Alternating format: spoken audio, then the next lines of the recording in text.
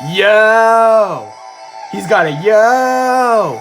Yokai watch! One day gamer saw something strange. A watch when he woke up in his bed. It didn't tell time, so he thought it was rigged.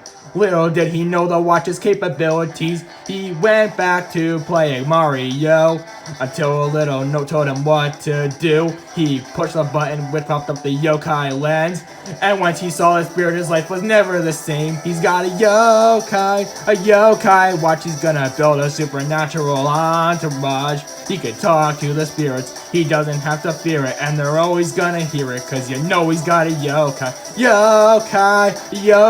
watch.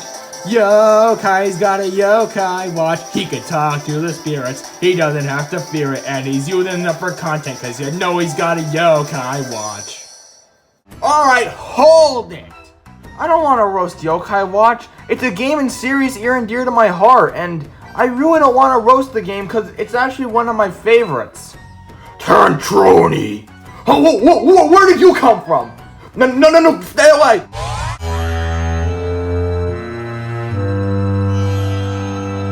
Disclaimer! This video is not meant to be taken seriously. Few opinions shared are how I truly feel about the game. Because why do I want to bash a game that I love dear to my heart? Yokai is why! There's old men dancing in the background. I have no complaints with this game. Homasan is the best yokai of them all, and if you disagree, then you're lying. Why are the Onis working for McCracken? Cause they are a heck of a lot stronger than McCracken is. Can't they just take them down easily with their Nightmare Beat or something? Oh great! Gotcha mechanics! Everybody's favorite! The yokai world literally looks like something you would see if you were on Unspoken Substances. Some of the side quests are really cool, and others just kinda suck. It's completely random on if you'll get a good one or not. Evolving yokai is cool and all, but yokai are dead. How do you evolve something that's dead? Thank God you have Mirapel for fast travel, but you get him way too late in the game. Hey y'all, Officer Gamer here. Now remember, if a gumball machine ever starts talking to you, 1, get off all the drugs you're on, and 2, get the heck out of there. Am I the only one that thinks that this looks something right out of Splatoon? Look at this edgy snake guy, he looks so cool. Oh my gosh, I just befriended him. He must sound so awesome, like he must have such a deep voice. It must be so cool.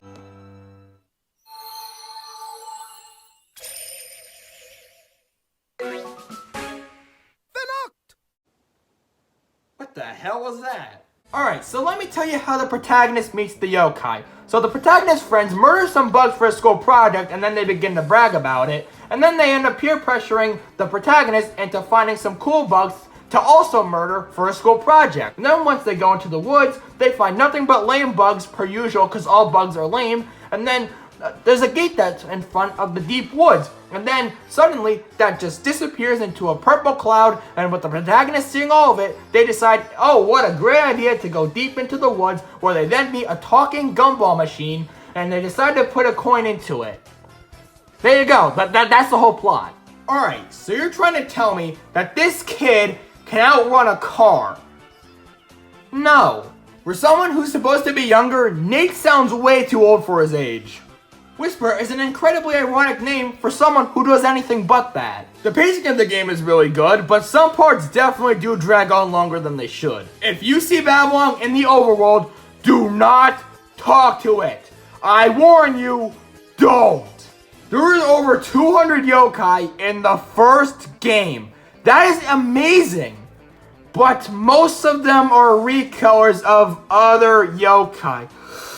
Alright, now this is just straight up lazy. So this yokai's name is Standy, but this is no Standy Cheeks I've ever seen. Wobblelock is a really cool secret final boss, but him switching between physical and special attacks is so annoying, like oh my god. A lot of items in the game are really overpriced. Some of them should really be a lot cheaper. Bear and Eddie are interesting characters, but they really don't get any time to shine at all. The battle system remains incredibly intriguing and fun a lot of the time, but there are definitely battles where things can get quite dull. Alright, this is not a yokai. This is something straight out of Attack on Titans. Catching bugs and fish is a really cool thing that you can do when you don't want to find yokai, but there's really no point to do it as you really don't get anything valuable for it. Yeah, the intro theme is good, but nothing is ever beating Gara Gara Po. That's where the real squad's at.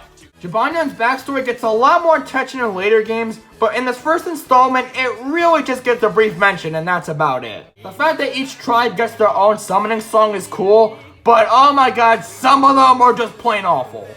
Dr. Manaman is definitely something straight out of hell.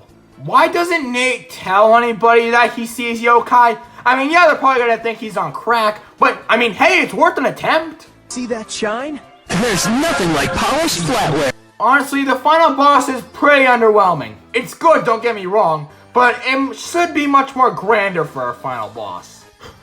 The ending.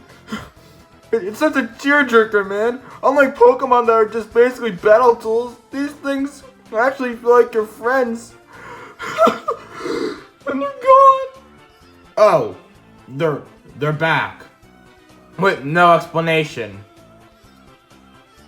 Alright. Wait a minute. Whisper took Nate's yokai watch away. So how the heck is he seeing them here? Let's go. You always find snarls during traffic infractions. I spent $1,000 on this piece of meat and you're going to be my friend. So I give Yokai Watch a rating of a 9 out of 10. What can I say? It is a fantastic game. All the yokai have such interesting backstories and just, it's so cool. Yes, the story can be kind of weird at times, especially with the whole watch aspect, like specifically one watch being able to see the yokai, but the game is just really weird, funny, and charming, and that's how I would actually describe the whole franchise actually. It's very charming, from the characters to the creatures themselves. Just everything about the game is charming. And the thing is, the game knows how to set tones right. Like, the game is like a mix of charming, eerie, and a bunch of other things. When the game wants to be serious, it can be serious. Eerie, it can successfully be eerie. Just, there's a lot of great tones about the game that I just really love. And the gameplay itself, although people make comparisons to Pokemon, they are nothing alike. Yokai Watch is completely different. Aside from it being in the monster collecting genre, there are no other similarities.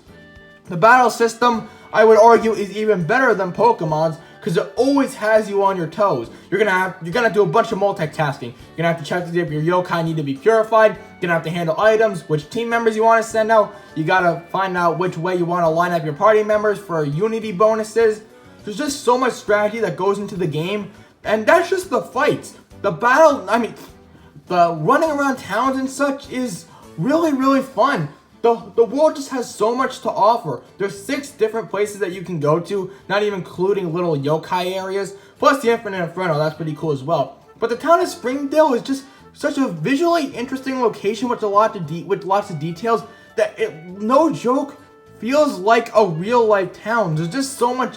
It's just filled to the brim with Japanese culture and just, it feels like a real town in a place that I would want to visit.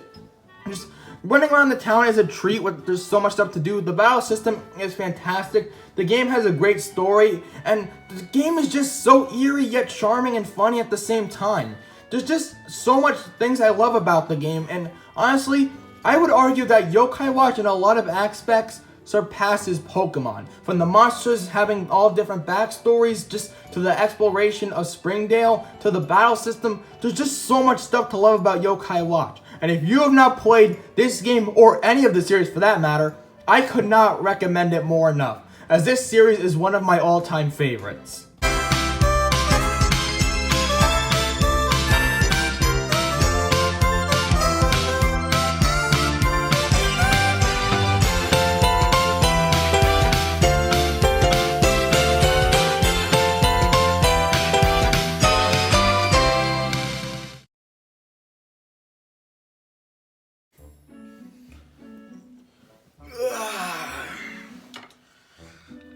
Oh, looks like another new day. Whoa, what does it do? Like, does it tell time? Ugh. It doesn't even tell time. Ugh, it's rigged. So is this like some April Fool's joke or related birthday present that doesn't even work? Trust me, I get those a lot. Should I put it on maybe? And done.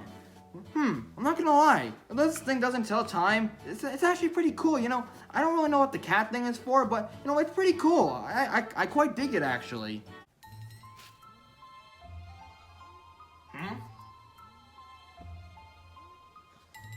What the? Press the button. Where did this come from? I mean, this button? God, I've gotten a lot of hallucinations these days. Should I really press it? Ugh! What is that? What am I supposed to do? There's a blue light coming out. Should I point it around my room?